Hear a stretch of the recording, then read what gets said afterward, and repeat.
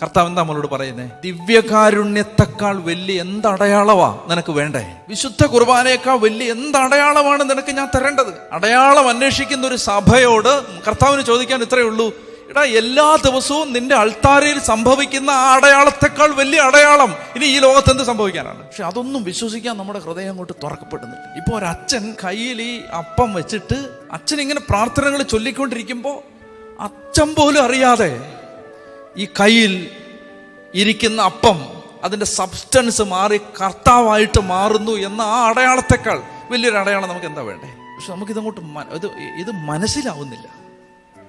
ഇൻ്റലിജിബിളാണ്, പക്ഷേ ഗ്രഹിക്കുന്നില്ല. മനസ്സിലാവുന്നുണ്ട്, ഗ്രഹിക്കുന്നില്ല. ഇത് ഓരോ ബലിപീഠത്തിലിരുന്നും കർത്താവ് ചോദിക്കുന്ന ചോദ്യമാണിത്. നിനക്ക് എന്താ ഇത് മനസ്സിലാവാത്തേ? ഇത് ഞാൻ ദൈവമാണ്, ഞാനാണ് നിന്റെ അകത്ത് വരുന്നത്.